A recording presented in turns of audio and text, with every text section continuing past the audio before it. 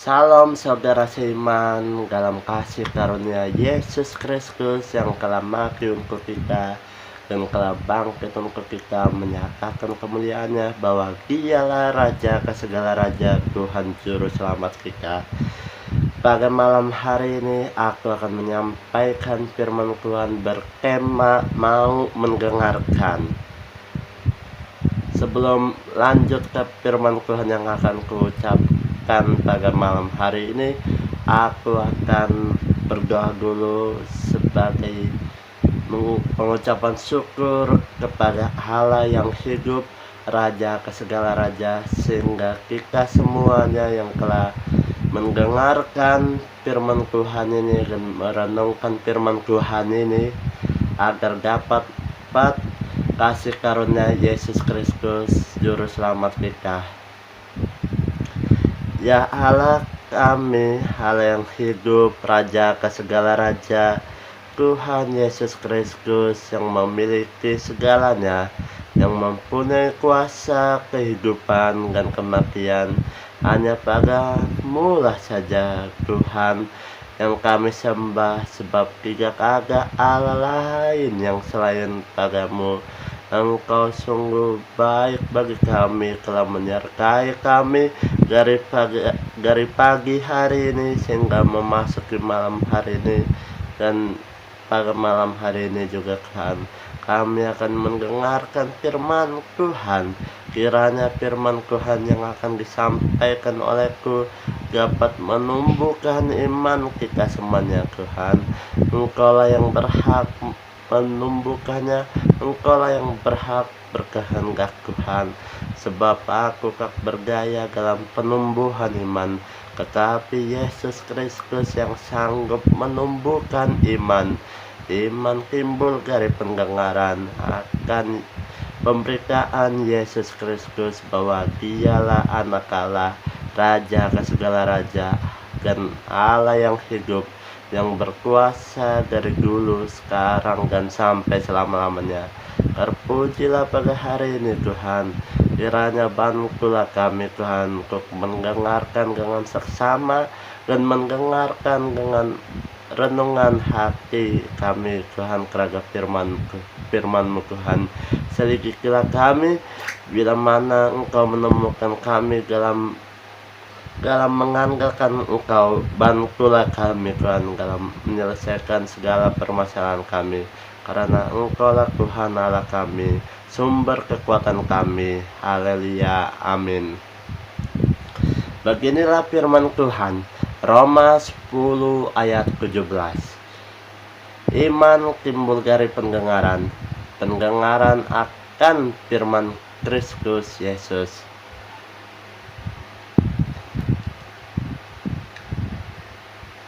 Jadi iman timbul dari pendengaran, dan pendengaran oleh firman Kristus. Perhatikan baik-baik. Iman itu dari pendengaran.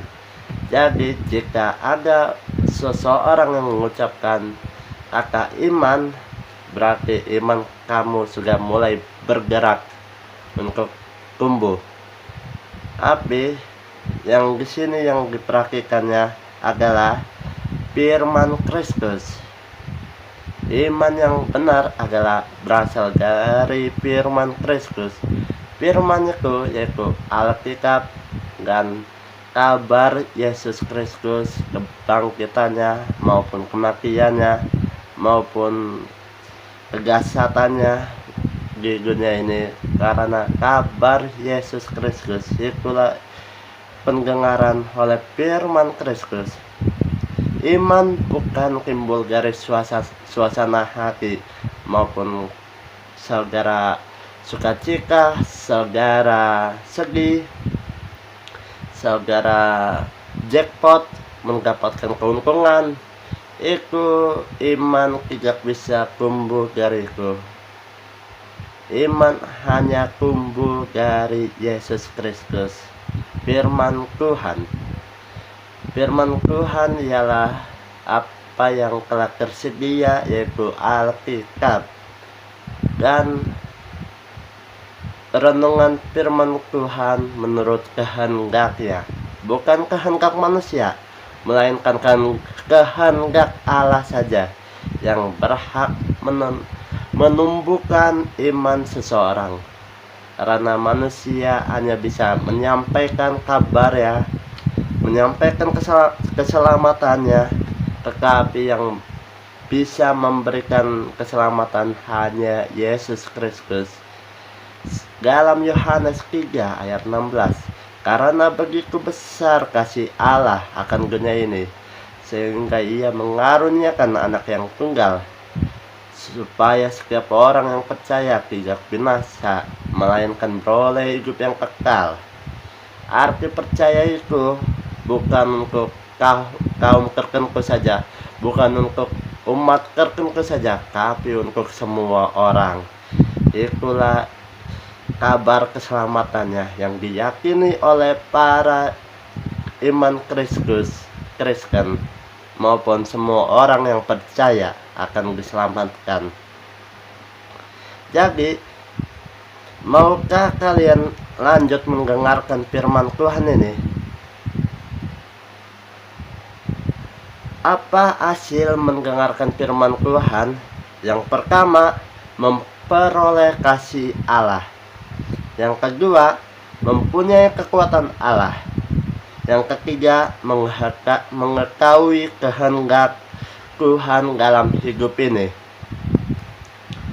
Dan itu hasil yang sangat menguntungkan bagi semua orang yang percaya. Dan ada tantangan juga untuk semua orang yang percaya.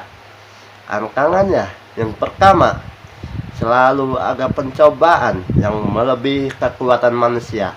Kekuatan manusia bukan kekuatan iman. Jadi perhatikanlah baik-baik ini. Kekuatan manusia berupa daging. Kalau kekuatan iman berupa Yesus Kristus, itu roh kebenaran dan Roh Kudus. Itulah kekuatan iman, kekuatan Allah. Jadi berbeda ya. Selalu ada pencobaan yang melebihi kekuatan manusia. Yang kedua, akan dikucilkan oleh dunia. Yang ketiga, mempunyai keraguan. Kenapa mempunyai keraguan bagi setiap orang percaya? Karena janji Tuhan, waktu Tuhan itu tidak bisa ditentukan oleh umat manusia. Oleh semua orang nggak bisa ditentukan. Hanya Tuhan yang tahu. Seperti yang difirmankannya, rancanganku bukanlah rancanganmu, milikmu. Rancanganku bagaikan langit, sedangkan rancanganmu bagaikan tanah. Yang artinya Tuhan itu di atas segalanya, sedangkan kita itu dasar, itu ibaratnya pemula untuk berkehendak dan dapat jatuh. Tetapi rancangan Tuhan itu tidak pernah gagal, selalu membuahkan hasil yang terbaik untuk memuliakan nama Allah yang hidup, Yesus Kristus, Raja ke segala raja. Apa itu memperoleh kasih dalam hasil mendengarkan firman Tuhan? Yohanes 3 ayat 16. Karena begitu besar kasih Allah akan dunia ini, sehingga ia telah mengaruniakan anak yang tunggal, supaya setiap orang yang percaya tidak binasa, melainkan beroleh hidup yang kekal.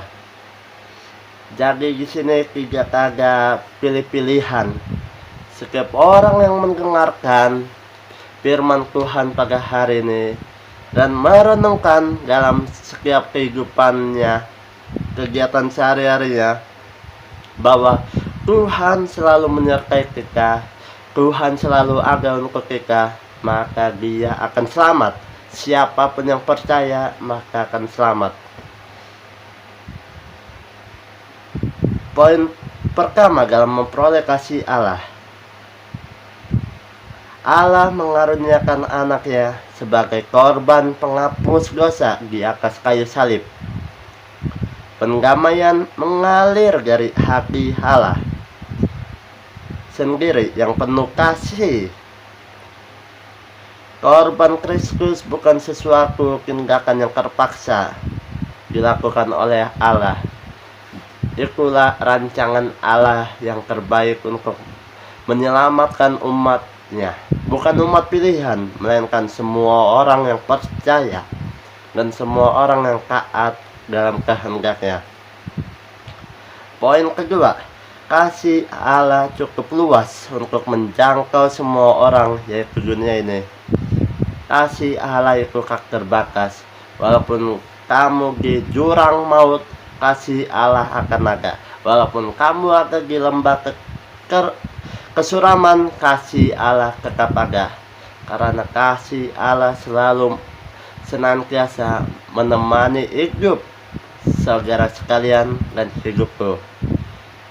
Yang ketiga, poin ketiga, untuk mengungkapkan bahwa tidak ada perbedaan antara orang Yahudi dan orang bukan Yahudi, sebab keduanya memiliki kedudukan yang setara dalam hal penerimaan oleh Allah dalam Yesus Kristus. Tiada lagi orang Yunani atau orang Yahudi. Itu tidak ada pilihan lagi, semuanya dianggap sama. Tidak ada orang miskin, tidak ada orang kaya, tidak ada orang yang sakit, tidak ada orang sehat, tidak ada orang bodoh, tidak ada orang pintar. Semuanya sama bagi mata Allah, bagi kehendaknya semuanya sama. Karena Tuhan tidak pilih-pilih, Tuhan hanya melihat iman. Jika saudara sekalian memiliki iman yang percayaannya kepada Yesus Kristus, maka mendapatkan kasih Allah tersebut. Kasih Allah itu sangat luas dan tak terbatas. Di dalam pencobaan manapun akan dilalui yang dengan sukacita dan bersukacita dalam kemuliaan Allah yang hidup. Mempunyai kekuatan Allah. Apa itu mempunyai kekuatan Allah? 1 Korintus 10 ayat 13. Pencobaan-pencobaan yang kamu alami ialah pencobaan-pencobaan biasa yang tidak melebihi kekuatan manusia. Sebab Allah setia, karena itu Ia tidak akan membiarkan kamu dicobai melampaui kekuatanmu. Pada waktu kamu dicobai, Ia akan memberikan kepadamu jalan keluar sehingga kamu dapat menanggungnya. Jika surga mempunyai iman, itu dia bisa berkomunikasi sama Allah. Dalam arti firman Tuhan yang kita baca setiap hari di Alkitab selalu mengingatkan kita, dimanapun pencobaan berada menimpa dalam hidup kita, Tuhan selalu mengingatkan kita untuk berteguh pegang pada kekuatan Allah. Jangan berpegang pada kekuatan manusia, sebab kekuatan manusia hanya sebatas kekuatan manusia, tetapi kekuatan Allah itu tidak ada bandingannya dan tidak terbatas kekuatannya. Terpujilah Allah yang hidup, Allah yang besar, Allah yang peduli, Allah yang berpengertian, Allah yang mengerti akan hidup ini.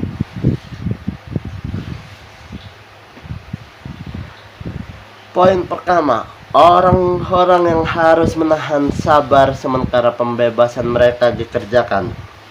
Itu Keluaran 14 ayat 14. Orang-orang harus menahan sabar dalam pencobaan tersebut, karena waktu Tuhan tidak bisa ditentukan oleh pengetahuan manusia, tetapi oleh kehendak Allah saja. Karena kehendak Allah sedang bekerja dalam pembebasan pencobaan tersebut untuk kita. Walaupun kita dalam kesusahan, percayalah Tuhan sedang bekerja untuk membereskan kesusahan itu, agar kita mendapatkan sukacita selalu dalam kesusahan itu. Tuhan tidak menghilangkan kesusahan itu, tetapi Tuhan akan meneguhkan hati kita, akan menguatkan hati kita, akan menguatkan tubuh jiwa raga kita, agar kita dapat kuat dan tidak tunduk pada pencobaan tersebut. Karena kita tahu bahwa kita punya Allah yang besar, Raja ke segala raja. Amin. Allah berperang bagi umatnya pada saat mereka berjalan dengan iman dan ketaatan pada firman-Nya.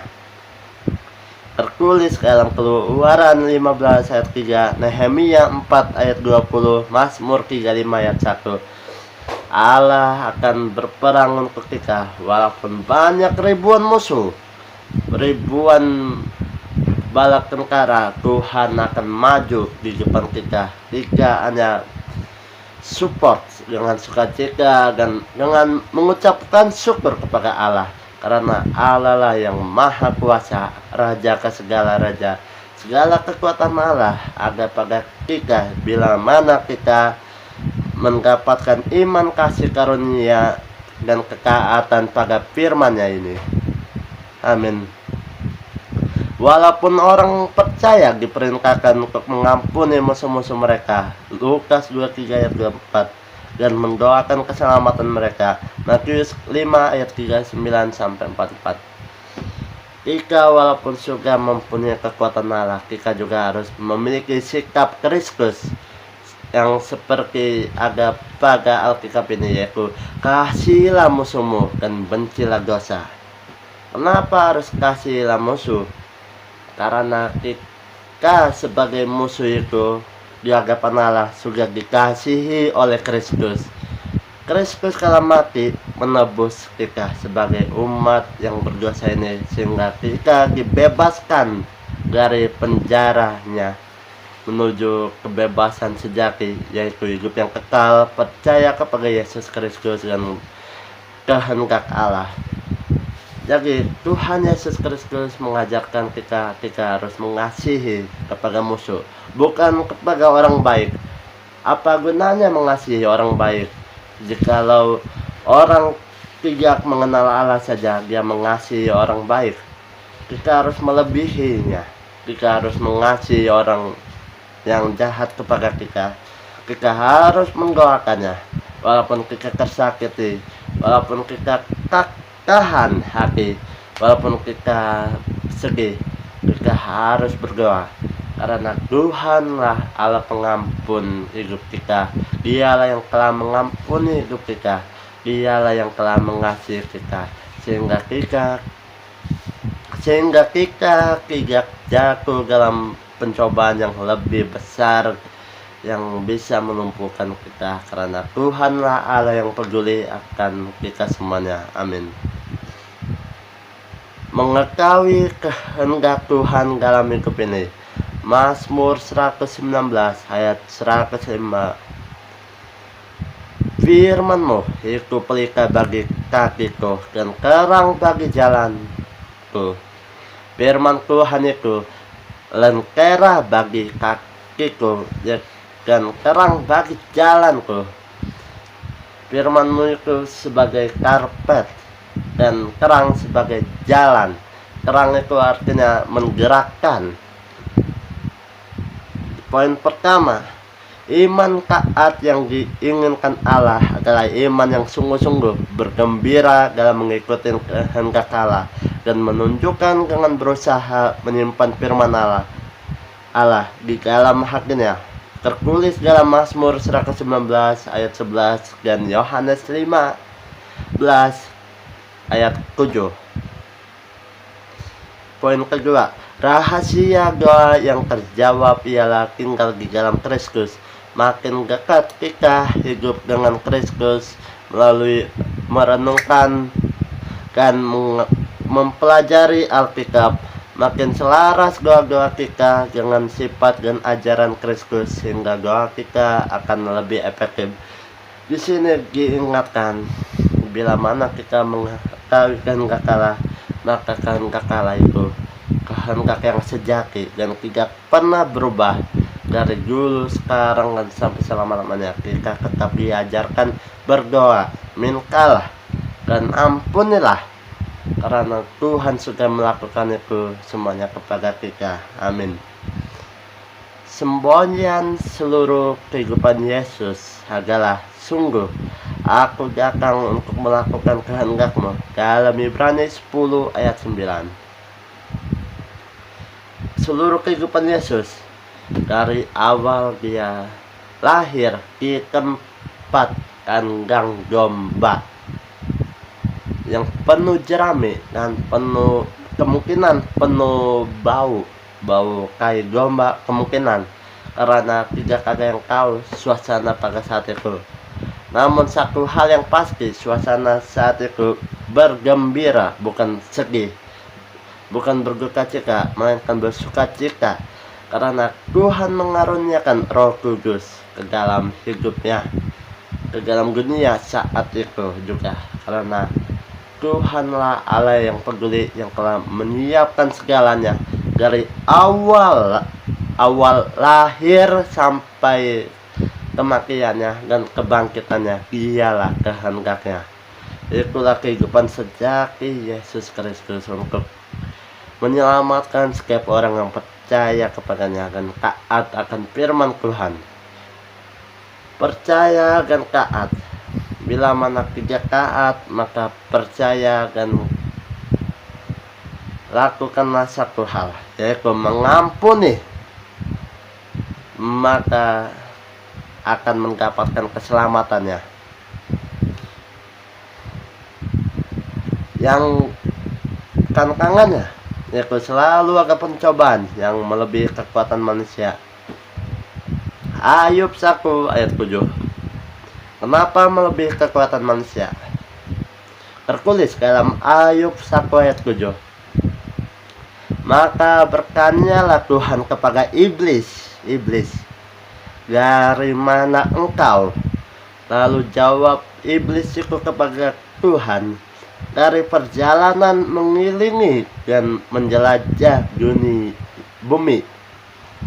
Jadi Tuhan bertanya kepada iblis, sebenarnya Tuhan tahu iblis lakukan apa aja. Jadi Tuhan ingin melihat apakah si iblis itu jujur apa tidak, karena Tuhan yang memegang otoritas ya, semua kehendaknya dalam kehendak Allah. Jadi jika tidak percaya dan tidak memiliki iman yang difirmankan Yesus Kristus, maka siap-siaplah, saudara akan mendapatkan pencobaan yang melebihi manusia, bukan yang hanya sepele, bukan, tetapi melebihi manusia. Seperti kisah Ayub dulu ya, diberkati berkelimpahan oleh Tuhan, tetapi Tuhan mengizinkannya mengetes kesekian Ayub, apakah dia sungguh-sungguh menuruti firman-Nya. Pada akhirnya Ayub tersebut setia dan ditambahkannya berkat dari Tuhan, berkelimpahan melebihi berkat yang sebelum dicobainnya. Iblis itu telah dikasih kuasa untuk mencobai orang percaya. Kuasanya seperti mengambil sesuatu hal yang kita penting dan mengambil kepercayaan kita, tetapi iblis tidak bisa mengambil nyawa kita, karena ada Tuhan yang bersama-sama dengan kita. Walaupun kita terpuruk dalam keadaan ini, terparah dalam kehidupan ini, ingatlah bahwa Tuhan selalu menyertai, Tuhan selalu setia, dan Tuhan selalu melihat. Ingatlah kasih setianya. Tuhan itu Allah yang hebat. Dia tidak akan pernah meninggalkan saudara. Dimanapun saudara berada, kemanapun saudara akan pergi, ingatlah bahwa Tuhan bersama kita. Tuhan akan menolong kita. Bahkan Tuhan akan melebihi berkat yang dari sebelumnya, karena kita telah menjadi murid ya, maupun anak-anak Allah, karena Dialah raja ke segala raja, sesuai kehendaknya, yaitu percaya kepadanya agar tidak binasa. Yang kedua,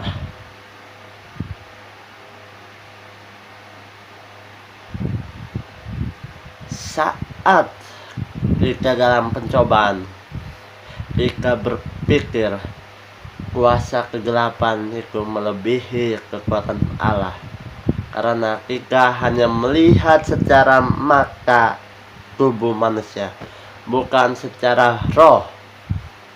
Bila mana kita sedikit mendalaminya, jika kita melihat secara roh yang difirmankan Allah, maka kekuatan Allah itu lebih besar dari kuasa kegelapan tersebut. Akan ada terang sehabis kegelapan, seperti hujan yang lebat. Akan ada pelangi sehabis hujan tersebut. Pelangi menandakan sukacita, begitu pula terang dalam kegelapan menandakan kemenangan.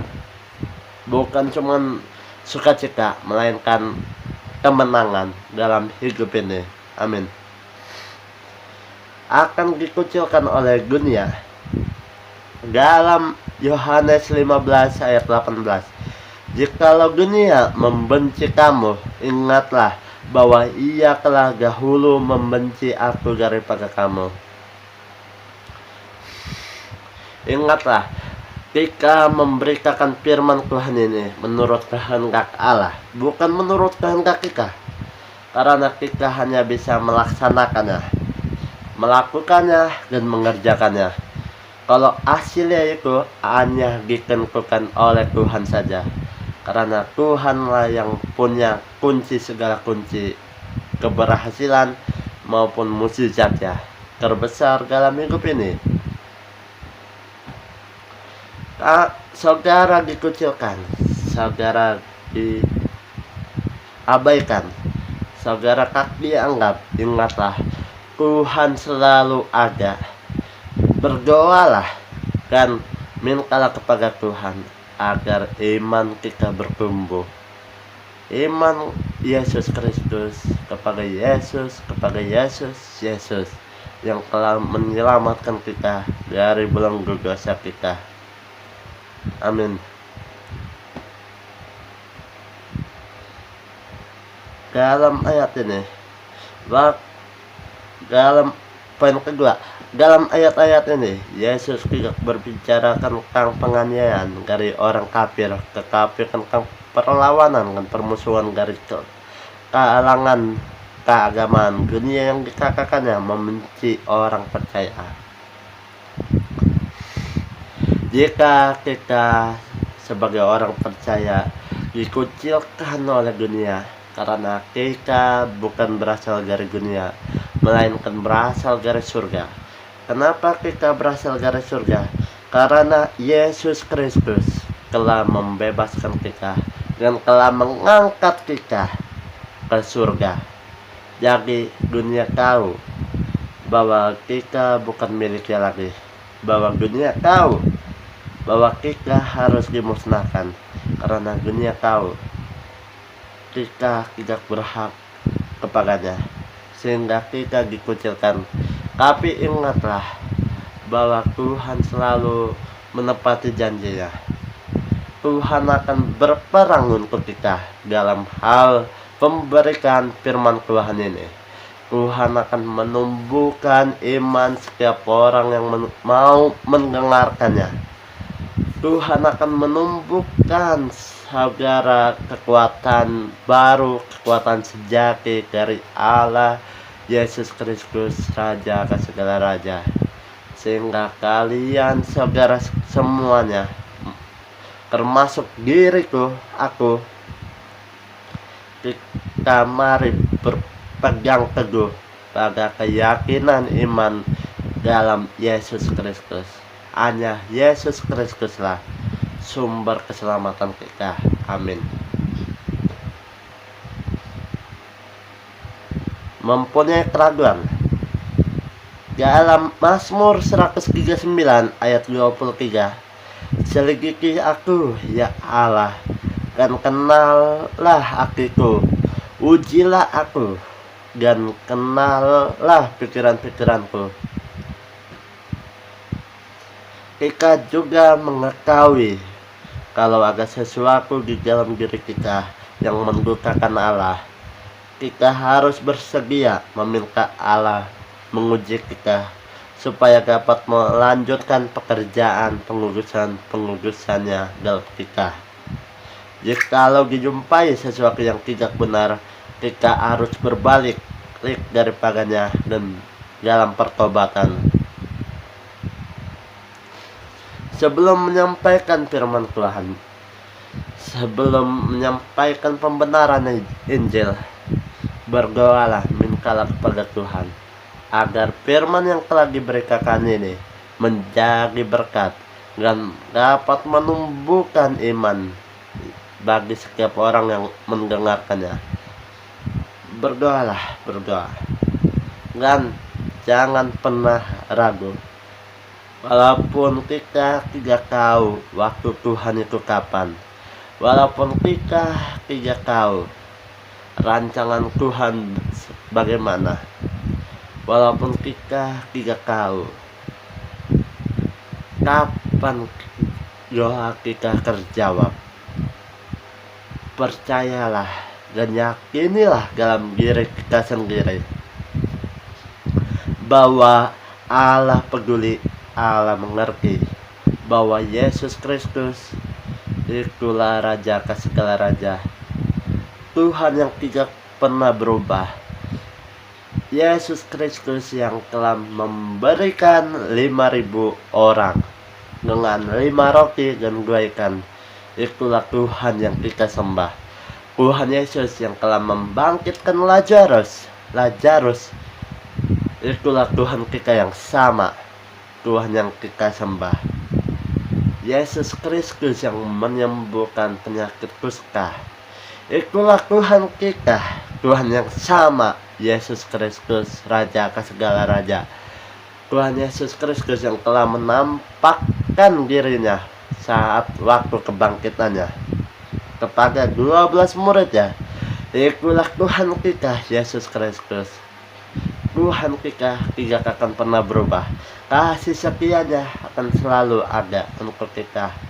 Percayalah, dimanapun kita berada, kemanapun kita akan pergi, dan waktu pun berlalu begitu lama maupun begitu cepat, percayalah, kehendak Tuhan yang terbaik.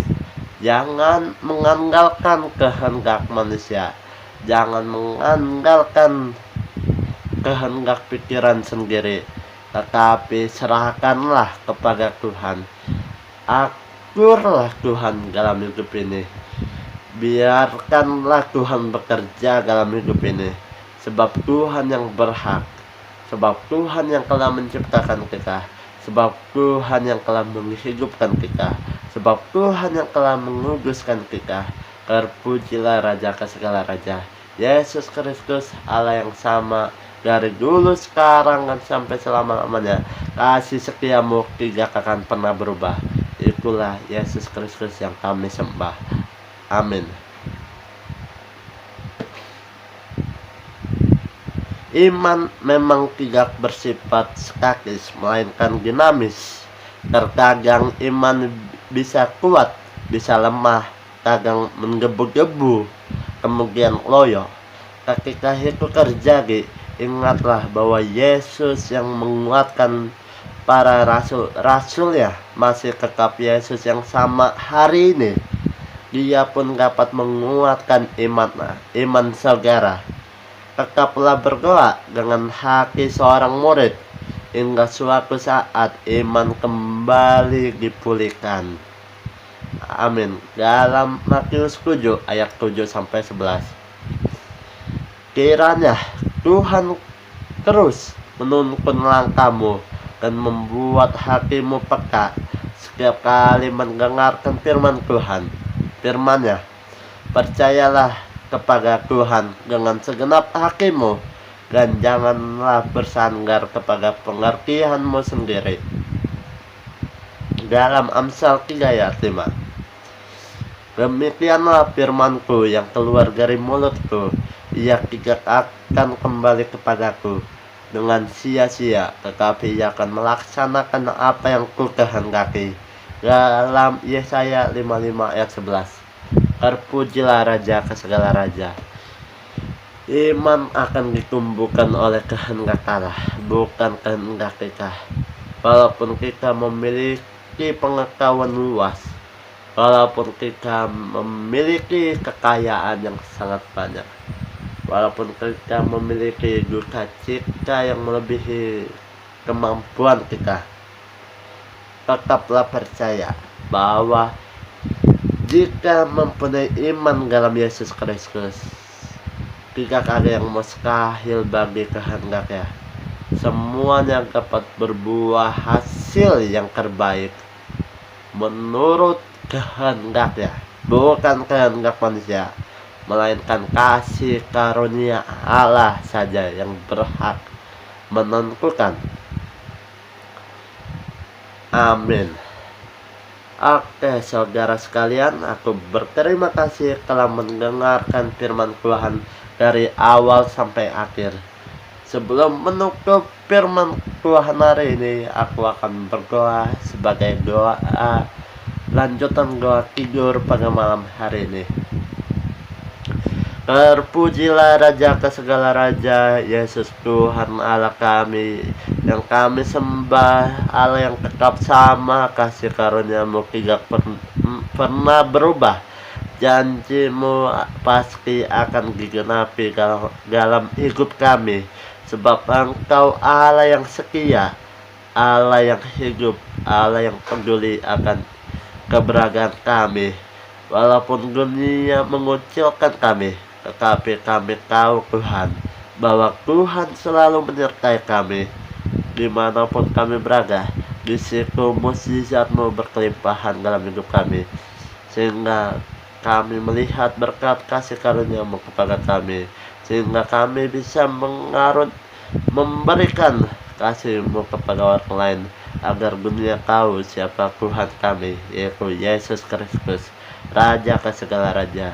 Kiranya Tuhan, kami meminta satu hal padamu, sebelumnya kuduskanlah kami, pulihkanlah hati kami, agar kami bisa menyampaikan permintaan kami menurut kehendak-Mu Tuhan. Bukan kehendak kami, melainkan kehendak Allah saja yang bekerja dalam hidup kami. Yaitu pada malam hari ini Tuhan, kami akan istirahat Tuhan. Lindungilah kami dari bahaya yang akan menimpa kami, jauhkanlah kami dari masalah yang akan menimpa kami, karena Engkau Tuhan Allah kami, Allah yang bekerja akan hidup kami, Allah yang peduli akan hidup kami. Tenangkanlah hati kami, tenangkanlah jiwa kami, sehingga pada besok pagi hari kami beroleh keselamatan, beroleh sukacita, beroleh damai sejahtera, karena Engkau lah yang menghendakinya. Yesus Kristus, Raja ke segala raja. Haleluya. Amin.